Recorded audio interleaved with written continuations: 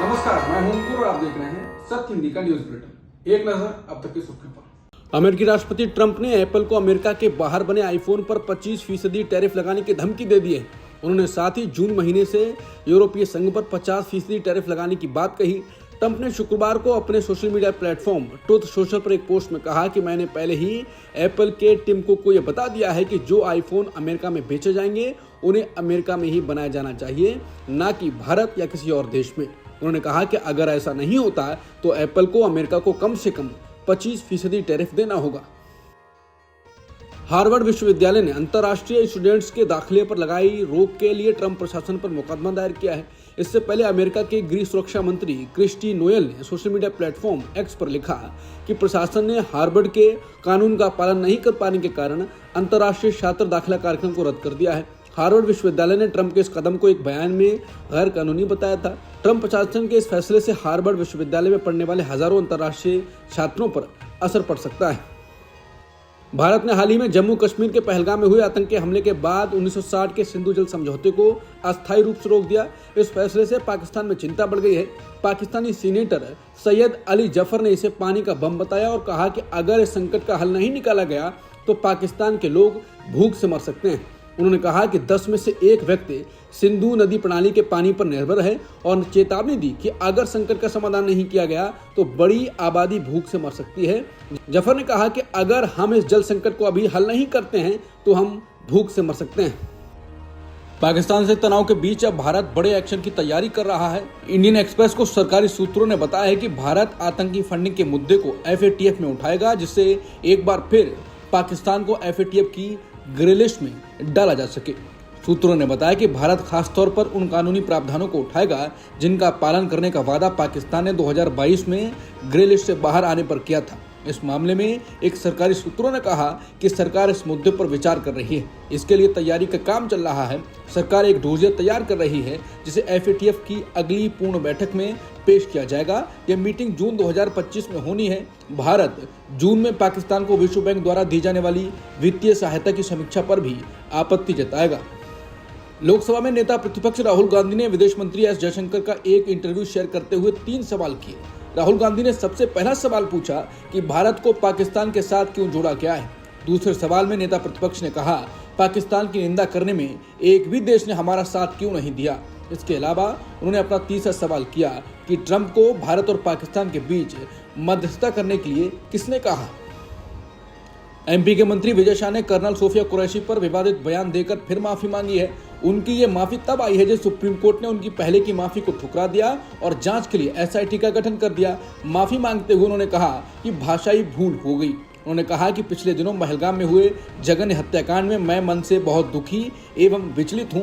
मेरा राष्ट्र के प्रति अपार प्रेम और भारतीय सेना के प्रति आदर एवं सम्मान हमेशा रहा है। मेरे द्वारा कहे गए शब्दों से समुदाय, धर्म, देशवासियों को दुख पहुंचा है। ये मेरी भाषाई भूल थी। अमेरिकी राष्ट्रपति कांग्रेस नेता राहुल गांधी शनिवार 24 मई को जम्मू कश्मीर के पुंछ इलाके का दौरा करेंगे। इस दौरान वो हालिया पाकिस्तानी गोलीबारी में मारे गए और प्रभावित लोगों के परिवारों से मुलाकात करेंगे। पार्टी नेता जयराम रमेश ने राहुल गांधी के दौरे की जानकारी दी। बता दें, जम्मू कश्मीर के पहलगाम में 22 अप्रैल को पहलगाम हमला हुआ था। इस हमले के बाद भी राहुल गांधी जम्मू कश्मीर गए थे। इसी के बाद अब वो पुंछ में पाकिस्तान की तरफ से की गई गोलीबारी के बाद एक बार फिर इलाके का दौरा करने जा रहे हैं। दिल्ली श्रीनगर उड़ान का संचालन कर रहे इंडिगो के एक पायलट ने बुधवार को अचानक ओलावृष्टि से बचने के लिए शुरुआत में लाहौर एयर ट्रैफिक कंट्रोल से पाकिस्तान के हवाई क्षेत्र का उपयोग करने की अनुमति मांगी थी, लेकिन पाकिस्तान ने अनुरोध को अस्वीकार कर दिया। अनुमति अस्वीकार किए जाने के कारण विमान ने अपने मूल उड़ान मार्ग को बनाए रखा और गंभीर अशांति का सामना किया। बता दें, TMC के सांसदों सहित 220 से अधिक लोगों को ले जा रहे इस विमान में अचानक ओलावृष्टि होने लगी और पायलट ने श्रीनगर हवाई अड्डे पर हवाई यातायात नियंत्रण को इसकी आपात स्थिति की सूचना दी। बुधवार को विमान सुरक्षित उतर पाया। राजस्थान के 12 जिले के अंता सीट से बीजेपी विधायक कंवर लाल मीणा की विधायकी खत्म कर दी गई है। ये कार्रवाई 20 साल पुराने मामले में उन्हें हुई 3 साल की सजा के बाद की गई है। विधानसभा ने इसकी अधिसूचना जारी की है। 1 मई से उनकी विधायकी खत्म मानी जाएगी। विधायक कंवर लाल को 20 साल पहले SDM पर पिस्तौल तानने के आरोप में 3 साल की सजा सुनाई गई थी। सुप्रीम कोर्ट ने एक याचिका को खारिज करते हुए वकील को नसीहत दी है कि सस्ती पब्लिसिटी से बचना चाहिए। असल में मामला महाराष्ट्र से जुड़ा हुआ था, जब CJI गवई एक कार्यक्रम के लिए गए थे उसमें प्रोटोकॉल ठीक तरह से फॉलो नहीं हुआ, बड़े अधिकारी भी नदारद दिखे। ऐसे में सीजीआई ने अपनी नाराजगी व्यक्त की थी। उसके बाद माफी तक मांग ली गई, मामला ठंडा पड़ गया। लेकिन अब एक वकील ने याचिका दायर कर दी। याचिका के जरिए मांग की गई कि उन अधिकारियों के खिलाफ या एक्शन होना चाहिए जिन्होंने प्रोटोकॉल का पालन नहीं किया। लेकिन सीजीआई गवाही ने उस वकील को ही लताड़ दिया, इसे चीप पब्लिसिटी स्टंट बता दिया। सुप्रीम कोर्ट की बेंच ने कहा कि हम ऐसी प्रैक्टिस का खंडन करते हैं। हम मानते हैं कि एक छोटे से मुद्दे को इतना बड़ा बनाने की जरूरत नहीं है। वकील अभी नौजवान है, सिर्फ 7 का अनुभव है। ऐसे में ज्यादा जुर्माना नहीं लगाया जा सकेगा। याचिकाकर्ता को 7,000 रुपए देने होंगे। बांग्लादेश की अंतरिम सरकार के प्रमुख प्रोफेसर मोहम्मद यूनुस इस्तीफा देने पर विचार कर रहे हैं, क्योंकि उन्हें लगता है कि राजनीतिक दलों के बीच सहमति नहीं बन पाने के कारण काम करना मुश्किल हो रहा है। बीबीसी बांग्ला सेवा ने गुरुवार आधी रात को छात्र नेतृत्व वाली नेशनल सिटीजन पार्टी के प्रमुख नाहिद इस्लाम के हवाले से खबर दी। इस्लाम ने बीबीसी बांग्ला को बताया कि हम आज सुबह से सर यानी यूनुस के इस्तीफे की खबर सुन रहे हैं, इसलिए मैं इस मुद्दे पर चर्चा करने के लिए सर से मिलने गया था। उन्होंने कहा कि वो इस बारे में सोच रहे हैं। उन्हें लगता है कि स्थिति ऐसी है कि वो काम नहीं कर सकते। बांग्लादेश के सेना प्रमुख जनरल वकार उज जमान और अंतरिम सरकार के मुख्य सलाहकार मोहम्मद यूनुस के बीच सब कुछ ठीक नहीं चल रहा है। ढाका में तीनों सेनाओं के कार्यक्रम में जनरल वकार ने मोहम्मद यूनुस को सख्त संदेश दिया। उन्होंने बांग्लादेश में आम चुनाव कराने का भी अल्टीमेटम दे दिया। म्यांमार सीमा पर प्रस्तावित रखाइन कॉरिडोर को खूनी गलियारा करार देते हुए कहा कि इसे नहीं बनने दिया जाएगा। ढाका ट्रिब्यून की रिपोर्ट के मुताबिक जनरल वकार ने दो टूक कहा कि जब तक देश में चुनी हुई सरकार नहीं आ जाती है तब तक कोई बड़ा फैसला नहीं लिया जाएगा। माना जाता है कि मोहम्मद यूनुस ने रखाइन कॉरिडोर पर सहमति जताई थी, जिसे बांग्लादेश की संप्रभुता के लिए खतरा माना जाता है। जनरल वकार की चेतावनी के बाद बांग्लादेश की अंतरिम सरकार ने रखाइन कॉरिडोर पर यू टर्न ले लिया है। दिल्ली विश्वविद्यालय ने गुरुवार को कांग्रेस नेता राहुल गांधी के परिसर में दौरे पर आपत्ति जताई।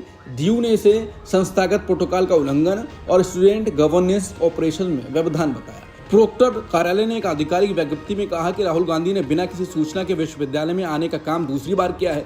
बता दें, पिछले दिन राहुल गांधी डीयू में उत्तरी परिसर में SC, ST और OBC के छात्रों के साथ उन्होंने बातचीत की, जिसमें प्रतिनिधित्व, समानता और शैक्षणिक न्याय के मुद्दे पर ध्यान फोकस किया गया। ये सत्र दिल्ली विश्वविद्यालय छात्र संघ के अध्यक्ष के कार्यालय में आयोजित किया गया था। इसके बाद विश्वविद्यालय ने गांधी के दौरे की निंदा की और कहा कि उन्हें उम्मीद है कि ऐसी घटना फिर नहीं होगी। वॉशिंगटन DC में एक यहूदी संग्रहालय के बाहर इजरायली दूतावास के 2 कर्मचारियों की गोली मारकर हत्या करने वाले संदिग्ध पर हत्या के अलावा हथियार रखने संबंधी आरोप लगाए गए हैं। अमेरिकी अटॉर्नी जीनिन पिरो ने एक संवाददाता सम्मेलन में कहा कि बुधवार रात के हमले की घृणा अपराध के रूप में जांच की जा रही है। अभी और भी आरोप लगाए जा सकते हैं। उन्होंने गुरुवार को कहा यह मामला मृत्युदंड योग्य है। गुरुवार को अदालत में हुई सुनवाई में संदिग्ध पर आरोप लगाए गए और उसे 18 जून तक हिरासत में भेज दिया गया। अब तक की सुर्खियों में इतना ही। बाकी खबरों के लिए बने रहिए सत्यहिंदी.com के साथ। Copyright disclaimer under Section 107 of the Copyright Act 1976. Allowance is made for fair use for purposes such as criticism, comment, news reporting, scholarship, and research. Fair use is a use permitted by copyright statute that might otherwise be infringing.